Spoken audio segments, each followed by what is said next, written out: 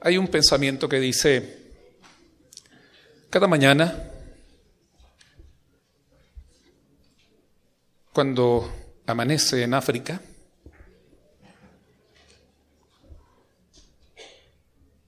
un tigre se despierta y comienza a correr para conseguir comida. Cada mañana, cuando amanece en África, un antílope se despierta y comienza a correr para escapar del tigre. La moraleja es, sea usted tigre o sea gacela, tiene que correr. Tiene que correr. Todo el día corremos. Todo el día vamos de un lado para otro. Escuchaba a nuestro hermano Alberto en la oración y decía que en algunos lugares el predicador tiene que caminar terracería o tiene que subir montañas. Acá tiene que escapar de marchas y de bloqueos y del tránsito de todo el día. Todo el día corremos, persiguiendo una cosa u otra. Algunas veces se piensa que la gente del campo es la gente más ajetreada porque se tiene que levantar temprano cuando comienza a clarear y se va a dormir tarde cuando ya oscurece. Pero yo me he fijado en los horarios que tiene alguien en la ciudad. Algunos tienen que empezar su día a las 4, 5 de la mañana y son las 10 de la noche y no han regresado a casa. Todo el día corremos. Todo el día andamos deprisa. La vida de la ciudad es una vida de apurados. Tan apurados que no sé si usted se ha dado cuenta, se cruza con alguien en la calle, con un conocido, con alguien, y a veces ni se detiene a saludar nada más. Adiós, nos vemos. Y ya cuando va en la esquina y el otro está en la esquina, me saludas a tu familia, nos vemos para tomar un café o distintas cosas. Todo el día apurados. Qué bueno que podemos tomarnos el día sábado, que podemos tomarnos este tiempo y no estamos apurados. Eso pienso. Si comienzo a ver que están observando el reloj, entonces digo, tengo que terminar rápido porque esto hay que acelerarlo, pero creo que no es necesario. Hoy no estamos apurados. No estamos apresurados. Y por eso podemos tomar este texto para deleitarnos en él. Salmo 23, versos 5 y 6, el texto que ya leyó nuestro director, y que dice, aderezas mesa delante de mí en presencia de mis angustiadores. Cuando uno va leyendo el Salmo 23, va leyendo acerca de el Señor es mi pastor y nada me faltará, etcétera, etcétera. Todas las imágenes de las que hemos venido hablando en las últimas predicaciones. Y luego llega uno a este versículo y allí como que uno se atora y dice, bueno, pues ¿qué le pasa, no? Está hablando de que Dios es el que lo cuida, Dios es el que provee, el que sustenta, el que le lleva aguas tranquilas, el que lo acompaña cuando pasa por el valle oscuro y de pronto dice, tú eres el que me prepara mesa delante de mis angustiadores. ¿De qué estaba hablando el escritor? ¿Cuál era su experiencia o su situación? En realidad, hermanos, este salmo habla de dos imágenes de la vida del campo. Una de ellas, la primera, tiene que ver con la vida pastoril, pero la segunda imagen, esta segunda metáfora, tiene que ver con un perseguido. Un perseguido. Un hombre que va escapando de sus enemigos, de sus adversarios. Un hombre que va huyendo de quien está tratando de alcanzarlo para hacerle daño. Podemos imaginarnos a este hombre que va a pie o que va en su camello, que va en el transporte que tenga en el desierto y va corriendo, va escapando. Y de pronto llega a una casa en medio del desierto, llega a unas tiendas en donde está un grupo de familias, donde hay un clan, donde está una pequeña tribu, llega y lo recibe. Y hay un anfitrión, y el anfitrión lo protege, lo guarda. Y este hombre amenazado, este hombre a punto de perecer, es invitado a sentarse en la mesa del anfitrión. Y probablemente los perseguidores estarán mirando desde lejos. Y el otro hombre va y se sienta a la mesa del señor de la casa. La figura es: tú preparas mesa para mí, aún en presencia de mis angustiadores, aún en presencia de aquello que me persigue, aún en presencia de aquello que me amenaza. Allí estoy seguro, allí estoy confortable, allí me siento bien. Y además, dice en la expresión, unges mi cabeza con aceite. Una señal de bendición, una señal de transmitir bendición. Untarle aceite, bañarlo con aceite en su cabeza, refrescarlo y además adornarlo y ayudar a que arregle su cabello. Me unges con aceite. Pasa de perseguido a una persona satisfecha, de perseguido a confortado, de perseguido a un hombre en paz, en armonía. Pero los enemigos no desaparecen. Están observando, amenazantes, buscando el menor descuido para tratar de atacar a su víctima. El salmista dice: tú eres mi anfitrión, me invitas a tu mesa, me invitas a tu mesa y yo tengo abundancia porque mi copa está rebosando. Suficiente, suficiente, lo que requiero, o tal vez más de lo que requiero. Si esta es la mesa del Señor, a lo mejor sus enemigos están mirando por la ventana. Tal vez sus adversarios están mirándolos por la ventana y se están asomando. Los venían persiguiendo hasta que llegaron aquí. Pero llegaron aquí y no pudieron entrar. Y no me refiero de una manera mítica, no me refiero a una forma espiritualista, sino me estoy refiriendo en una forma simbólica. Nuestros enemigos, nuestros adversarios, las situaciones que nos amenazan, nos están observando. Y esas situaciones que nos amenazan muchas veces es nuestros miedos. Tenemos miedos. Hasta tenemos miedo tener miedo. Pero hay muchos miedos que nosotros tenemos. Tenemos miedo al futuro. Tenemos miedo a lo que vendrá. Tenemos miedo a lo que llegará. Un niño está anhelando crecer y al mismo tiempo tiene miedo a crecer. Un joven está anhelando crecer. Hasta quiere casarse, pero tiene miedo a casarse. Alguien está anhelando terminar su escuela y al mismo tiempo tiene miedo a terminar su escuela. Tenemos miedo de los cambios de la vida.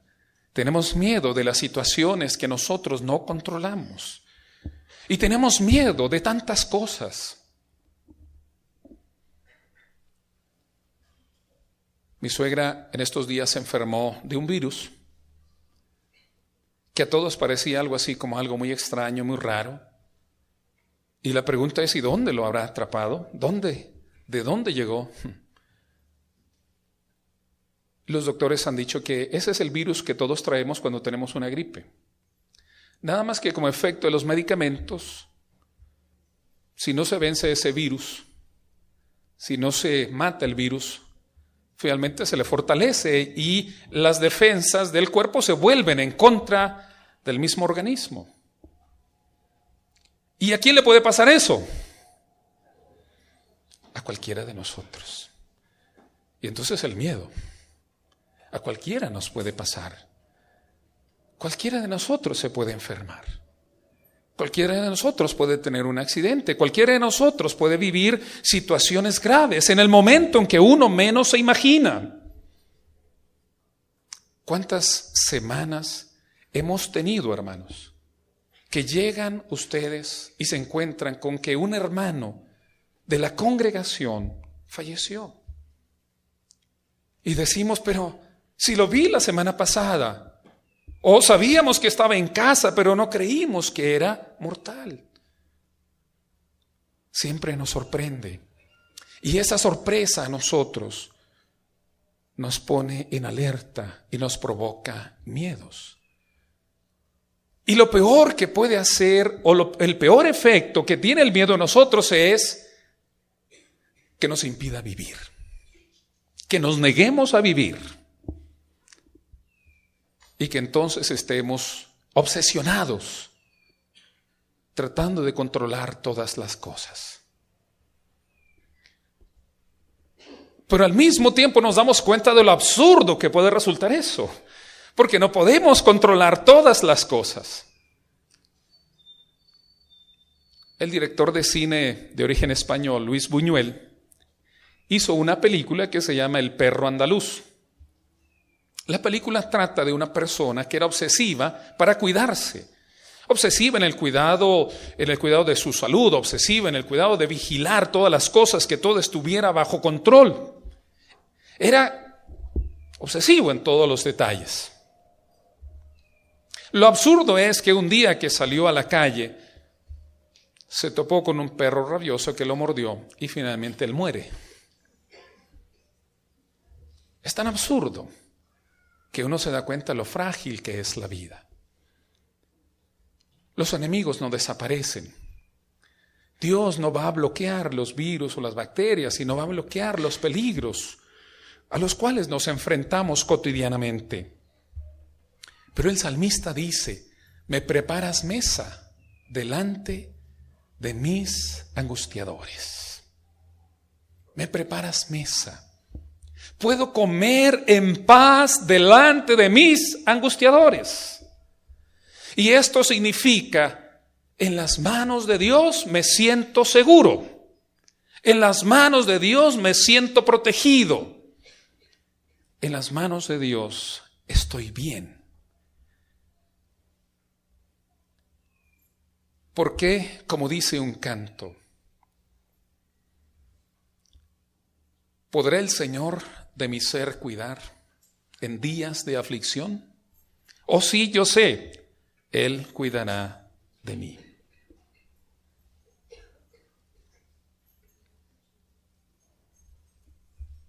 Y una de las cosas que nosotros tememos mucho es el futuro. Es el futuro. No sé cuántos de ustedes tienen ansiedad por lo que pueda venir. No solo como algo cósmico, como un cataclismo generalizado, sino lo que pueda venir para usted en particular o para su familia. Cuando estamos frente a una situación que no sabemos el desenlace, nosotros generalmente nos llenamos de mucha ansiedad.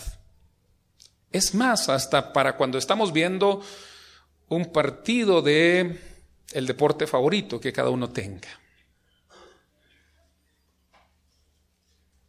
¡Qué ansiedad! Es que usted se ilusione con su equipo de fútbol, soccer. Se ilusione y cree que va a ganar y luego ve que le anotan un gol y luego ve que le anotan otro gol. Solo estoy diciendo una suposición. Pero qué diferencia es cuando usted ya sabe el final de las cosas. Cuando usted ya sabe el final de las cosas es distinto. En el campeonato pasado yo le iba al equipo que ganó, pero no vi el partido. Y entonces cuando yo supe el final y vi una repetición y yo veía situaciones de amenaza, yo dije, que al cabo yo ya sé cuál es el final. Ya sé que van a ganar. Muchas veces nosotros tenemos ansiedad por lo que pueda venir. Pero, hermanos, veamos cuál es la respuesta de Dios a nuestro temor al futuro. En el verso 6 de este Salmo 23 dice, ciertamente el bien y la misericordia me seguirán todos los días de mi vida, y en la casa del Señor moraré por largos días. Yo quiero presentar 3 ideas con respecto de este versículo. La primera de ellas es que, hermanos, nuestro Dios es un Dios bueno. ¿Alguien duda de eso? Nuestro Dios es un Dios bueno. No es un Dios sádico que se goza en el dolor, no es un Dios sanguinario que le gusta maltratarnos, no es un Dios que se ha olvidado de nosotros, que se olvidó de su creación. Nuestro Dios es un Dios bueno. El salmista dice, el bien y la misericordia me seguirán todos los días de mi vida. ¿Saben, hermanos? Nosotros andamos todo el día apurados, corriendo de un lado para otro, ajetreados, haciendo tal y cual cosa. El bien y la misericordia no nos alcanzan. Vamos demasiado rápido. Porque uno piensa, ¿qué es lo que va buscando? Vamos buscando el bien, vamos buscando la prosperidad, vamos buscando el bienestar. Porque pensamos que siempre está delante. Hermanos, ¿y qué pasa si les digo que a veces eso está atrás de ustedes? El bien y la misericordia me seguirán, dice el salmista. Vienen atrás. Los traemos asoleados. No nos pueden seguir el paso. No nos alcanza a veces el bien y la misericordia porque vamos demasiado apurados en la vida. No nos dejamos tocar a veces por la bondad de Dios. Y a veces, hermanos, lo que el creyente tiene que hacer es quedarse quieto. A veces no tiene que hacer nada, sino solo quedarse quieto. Cuando el pueblo de Israel iba a cruzar en el mar, Dios les dijo al pueblo, estáos quietos, quédense quietos, esperen, sepan aguardar una respuesta. Sepan aguardar una respuesta. No quiero decir, hermanos, que así tiene que ser siempre. No quiero decir que así tiene que ser siempre. Sí, hay que buscar el bienestar, hay que buscar, hay que luchar, hay que perseguir el sustento, por supuesto. Pero no hay que ir tan apurados en la vida, que a veces no nos dejamos que el bien y la misericordia nos alcancen. El salmista da esta imagen. El bien y la misericordia me perseguirán, dice el hebreo original. Me perseguirán. Van atrás de nosotros. ¿Por qué van atrás de nosotros? Como si Dios hubiera soltado estas 2 virtudes. Porque Dios quiere tocarnos a todos, porque Dios quiere llegar a toda vida, a toda familia, a todo corazón. Dios quiere estar con todos. Esto no significa, hermanos, que no nos pasen cosas malas. A los creyentes nos pasan las mismas cosas que les pasan a los no creyentes. Y yo creo que a veces el cristiano es más vulnerable que el no cristiano. Porque a veces el no cristiano usa de la violencia.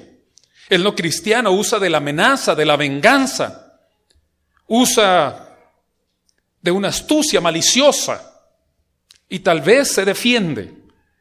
Pero los cristianos a veces somos más vulnerables. Estamos más expuestos, somos más indefensos a los peligros.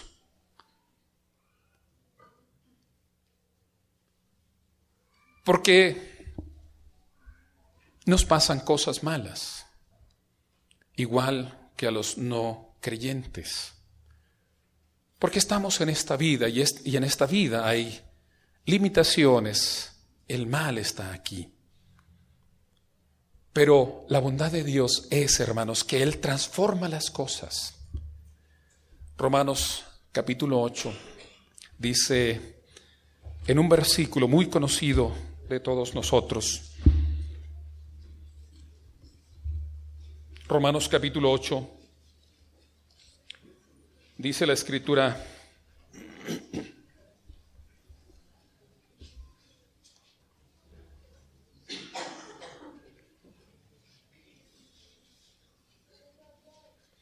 en el verso 29, porque a los que antes conoció, también los predestinó, para que fuésemos hechos conforme a la imagen de su Hijo, para que Él sea el primogénito entre muchos hermanos.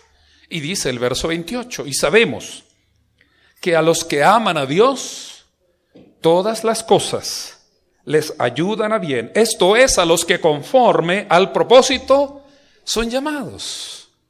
Dios hace que todas las cosas nos ayuden a bien. Esto no significa que todas las cosas sean alegres. Esto no significa que todas las cosas nos tienen que gustar, sino que Dios convierte todas las cosas en algo que redunda para bien, para transformar nuestras vidas, para detenernos de la destrucción. Dios hace que todas las cosas puedan ser transformadas para bien. Esto es un misterio, porque esto hay que verlo desde la perspectiva de Dios, desde el punto de vista de Dios.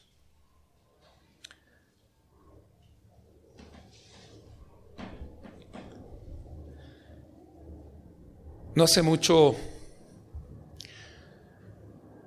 un hermano me estaba contando de experiencias que había tenido en la vida, cómo había tenido que soportar mucho quebranto, mucho dolor, mucha humillación. Y me gustó la manera en que lo vio y dijo: pero finalmente en ellas yo vi la gracia de Dios tocando mi vida. Finalmente en ellas yo me sentí que estaba siendo guiado por Dios. En los momentos de soledad me aferré a Dios. En los momentos de mayor dolor, de mayor quebranto, me aferré a Dios. En los momentos de desesperación me aferré a Dios. Aprendí a caminar con Él más de cerca. Aprendí a ver cuánto lo necesitaba.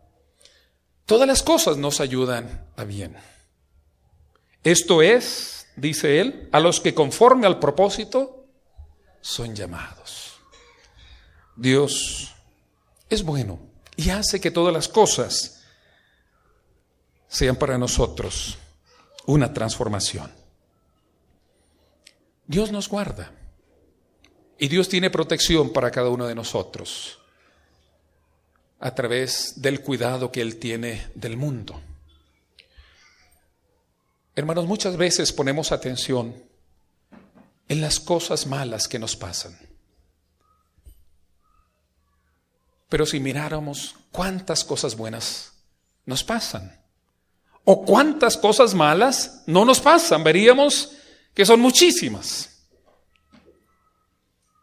Si en un día estamos expuestos a 1,000,000 de estímulos adversos, a 1,000,000 de posibilidades de que nos vaya mal, de estar en el lugar equivocado, de encontrarnos con la persona equivocada, de tener situaciones de enfermedad o de accidentes o de lo que sea. Todos los días estamos expuestos a eso. Y nos pasa una situación. Nosotros ponemos nuestra atención en esa situación que nos pasó. Y dejamos de ver todas las cosas buenas que sí pasan. Porque a veces, como dice el pensamiento, miramos el árbol y no el bosque. Ponemos atención en ese momento adverso o en esa situación adversa y no miramos todas las cosas buenas que sí nos pasan. Gracias a Dios que no ha habido tantos enfermos como podría haber y que no están tan gravemente enfermos como podrían estarlo. Una hermana me comentaba en esta semana que tuvo la oportunidad de ver algunos casos médicos muy graves. Y dice, yo iba con mi caso, sintiendo que era para mí una situación tan conflictiva, tan agobiadora, tan compleja. Y llego y veo casos gravísimos. Y digo, creo que mi mal no es tan grave como el de tantas personas que veo aquí. No podemos olvidar que Dios es bueno. Dios es bueno, hermanos. Y por esto nosotros nos podemos confiar. Jesús dice en Juan capítulo 10, mis ovejas oyen mi voz y me siguen. Y además dice, y nadie las arrebatará de mi mano. Nadie las arrebatará de mi mano. Y el apóstol Pablo en este mismo capítulo 8 de Romanos hace unas preguntas retóricas diciendo, ¿quién nos apartará del amor de Dios? ¿Tribulación, angustia, persecución, hambre, desnudez? ¿El presente, el futuro, la vida o la muerte? ¿Ángeles o principados? ¿Quién nos podrá separar del amor de Dios? Dice él, nadie nos podrá separar del amor de Dios en Cristo Jesús. Nadie. Hermanos, nadie hará que Dios deje de amarnos. Ni siquiera la muerte nos separa del amor de Dios. Jesús lo afirma, nadie los arrebatará de mi mano.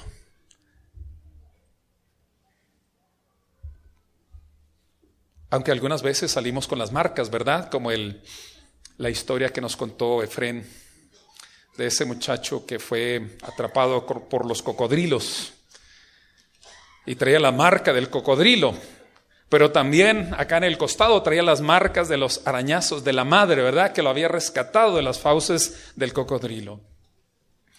Dios nos rescata, aunque a veces nos quedan las marcas de esa experiencia. Dios es bueno y en eso confiamos. El futuro, hermanos, es de Dios. Dios es el ganador y nosotros con Él.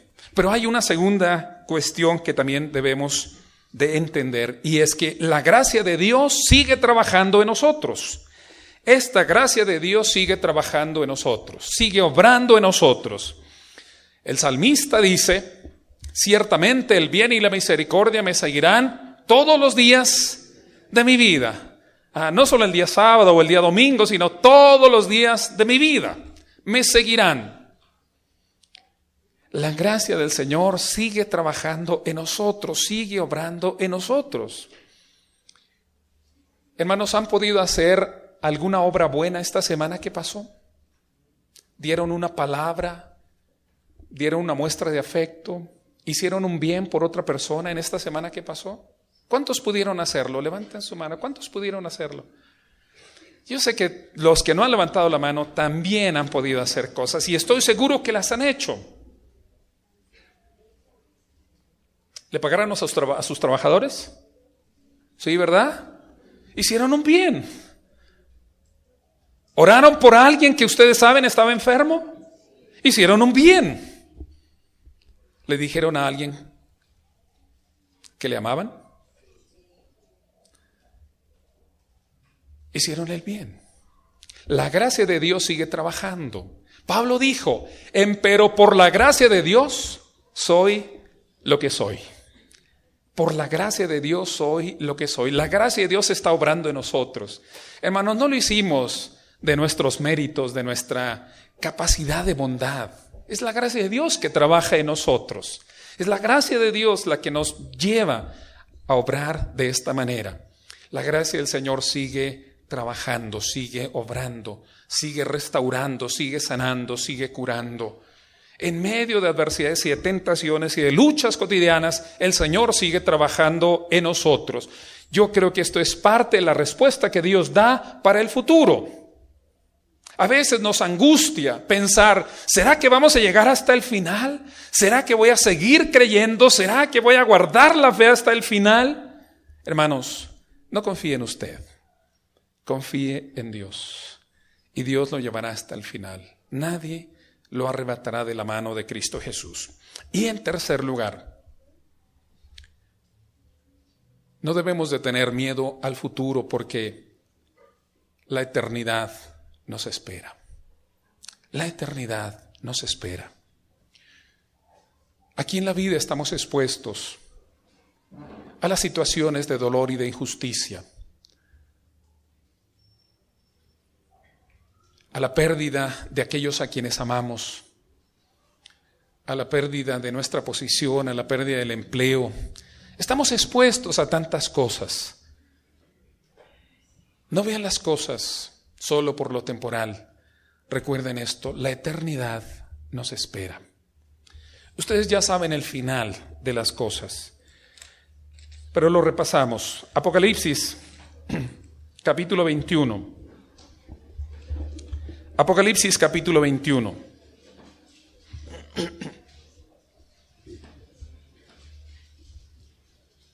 Dice: vi un cielo nuevo y una tierra nueva, porque el primer cielo y la primera tierra pasaron, y el mar ya no existía más.